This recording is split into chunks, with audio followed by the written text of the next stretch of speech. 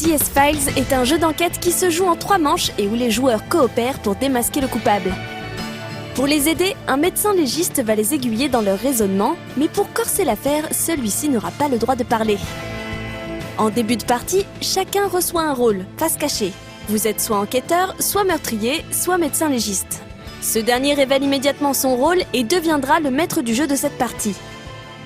Chaque joueur reçoit ensuite un jeton badge, 4 cartes objets et 4 cartes armes qu'il dispose devant lui, face visible. Ensuite, à la manière d'un loup-garou, tous les joueurs vont fermer les yeux à l'exception du médecin légiste. Le meurtrier ouvre les yeux et lui désigne alors un objet et une arme. Ce sont donc les éléments que le maître de jeu devra faire deviner à tous les autres enquêteurs. Chacun referme les yeux, puis tout le monde les ouvre, la partie peut enfin commencer. Le médecin légiste a devant lui 2 tuiles de départ très importantes, la cause de la mort et le lieu de la mort. Sur chacune d'entre elles, il y a plusieurs propositions. Il va alors devoir choisir celle qui correspond le mieux aux images montrées par le meurtrier. Par exemple, perte de sang et salle de séjour. Ensuite, il tire 4 nouvelles tuiles indices, comme par exemple durée du crime ou état du corps, et indique à chaque fois une proposition. Tous les joueurs devront alors se concerter pour tenter de résoudre l'enquête.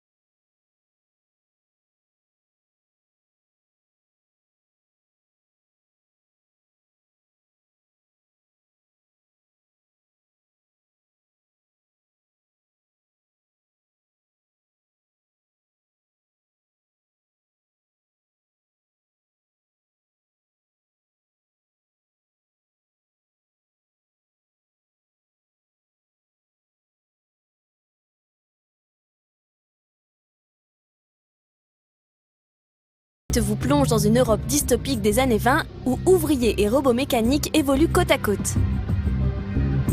En début de partie, chaque joueur incarne une faction et tentera de devenir le plus riche. Pour cela, il faudra notamment, comme dans tout bon 4X qui se respecte, récolter des ressources, explorer et conquérir de nouveaux territoires, construire des monuments et déployer ses robots.